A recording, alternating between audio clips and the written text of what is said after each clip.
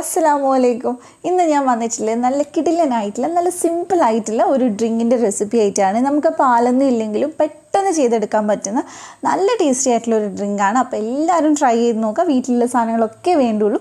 അപ്പോൾ ആദ്യമായിട്ട് ഈ ചാനൽ കാണുന്നവരുണ്ടെങ്കിൽ ഒന്ന് സബ്സ്ക്രൈബ് ചെയ്യുക, തൊട്ടടുത്തുള്ള ബെല്ലും കൂടെ ഒന്ന് ക്ലിക്ക് ചെയ്യുക. അപ്പോൾ നമുക്കിതെങ്ങനെ ചെയ്യുന്നത് നോക്കിയിട്ട് വരാം.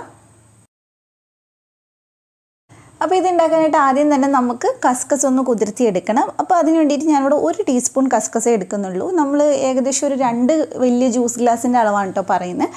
അപ്പോൾ ഒരു ടീസ്പൂണൊക്കെ മതി. അതിലേക്ക് നമുക്ക് കുറച്ച് വെള്ളം ഒഴിച്ചിട്ട് ഇതൊന്ന് കുതിരാൻ വേണ്ടി മാറ്റി വെക്കാം. ഒരു 5 മിനിറ്റ് ആകുമ്പോഴേക്കും നന്നായിട്ട് അത് കുതിർന്ന് കിട്ടും. അതവിടെ നമുക്ക് മാറ്റി വെക്കാം. അപ്പോൾ ഇനി നമ്മൾ ചെയ്യുന്നത് ഇതൊന്ന് അടിച്ചെടുക്കുകയാണ്. അപ്പോൾ അതിന് വേണ്ടിയിട്ട് ആദ്യം തന്നെ ഒരു 4 ടേബിൾ സ്പൂൺ പഞ്ചസാര ചേർത്ത് കൊടുക്കുക. 2 ഗ്ലാസിൻ്റെ അളവാണ് കേട്ടോ, അതുകൊണ്ടാണ് 4 ടേബിൾ സ്പൂൺ എടുത്തിട്ടുള്ളത്. നിങ്ങൾക്ക് കുറച്ചുകൂടെ മധുരം വേണമെങ്കിൽ നോക്കിയിട്ട് ചേർത്താൽ മതി.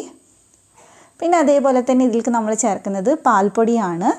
അപ്പോൾ അതും ഞാനിവിടെ ഒരു 4 ടേബിൾ സ്പൂൺ ചേർത്ത് കൊടുക്കുന്നുണ്ട്. അഥവാ നിങ്ങളുടെ കയ്യിൽ പാൽപ്പൊടി ഇല്ലെങ്കിൽ കുഴപ്പമൊന്നുമില്ല, 2 കപ്പ് വെള്ളം ചേർക്കുന്നതിന് പകരം 2 കപ്പ് പാല് ചേർത്ത് കൊടുത്താൽ മതി. അപ്പോൾ ഞാൻ പാൽപ്പൊടി ചേർത്തിട്ടുണ്ട്. ഇനി നമ്മൾ ഇതിലേക്ക് ചേർക്കുന്നത് ഒരു 1/2 ടീസ്പൂൺ ഏലക്കാപ്പൊടിയാണ്.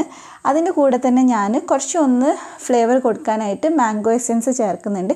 ഇത് കംപ്ലീറ്റ്ലി ഓപ്ഷണലാണ്. നിങ്ങളുടെ കയ്യിലുണ്ടെങ്കിൽ ചേർത്താൽ മതി, ഇല്ലെങ്കിൽ അതില്ലാതെ തന്നെ അടിച്ചെടുത്താലും നല്ല ടേസ്റ്റാണ്. അപ്പോൾ ഇനി നമ്മൾ ഇതിലേക്ക് ചേർക്കുന്നത് തണുത്ത വെള്ളമാണ്. നിങ്ങളുടെ കയ്യിൽ ഐസ് ക്യൂബ്സ് ഉണ്ടെങ്കിൽ ഐസ് ക്യൂബ്സും ചേർത്ത് കൊടുക്കുക. അപ്പോൾ ഇനി നന്നായിട്ട് ഇതൊന്ന് അടിച്ചെടുത്തിട്ട് വരാം. അപ്പോൾ അതേ ഞാൻ നന്നായിട്ട് അടിച്ചെടുത്തിട്ടുണ്ട്. ഇനി നമുക്ക് ഇതൊന്ന് സെർവ് ചെയ്യാം. അപ്പോൾ നമ്മൾ നേരത്തെ കുതിർത്തി വെച്ചിട്ടുള്ള കസ്കസ് ഉണ്ടല്ലോ, അത് നമുക്ക് ഓരോ ടീസ്പൂണായിട്ട് ഗ്ലാസ്സിലേക്ക് ഇട്ട് കൊടുക്കാം. ഞാൻ ഒരുപാടൊന്നും ഉണ്ടാക്കുന്നില്ല കേട്ടോ, കുറച്ചേ ഉണ്ടാക്കുന്നുള്ളൂ. ഞങ്ങൾ 2 പേർക്ക് വേണ്ടിയിട്ടുള്ള ആ ഒരു അളവിൽ ചെയ്തിട്ടുള്ളൂ.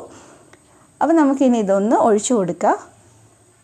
വളരെ സിമ്പിളായിട്ട് ഉണ്ടാക്കാൻ പറ്റുന്നതാണ്. നല്ല ടേസ്റ്റി ആയിട്ടുള്ള ഒരു ഡ്രിങ്കാണ്.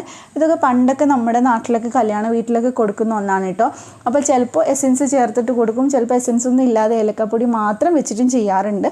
അപ്പോൾ എന്തായാലും ട്രൈ ചെയ്ത് നോക്കാം, നിങ്ങൾക്ക് ഉറപ്പായിട്ടും ഇഷ്ടമാവും. നോമ്പ് തുറക്കാനൊക്കെ നമുക്ക് കുടിക്കാൻ പറ്റിയ ഒന്നാണ്.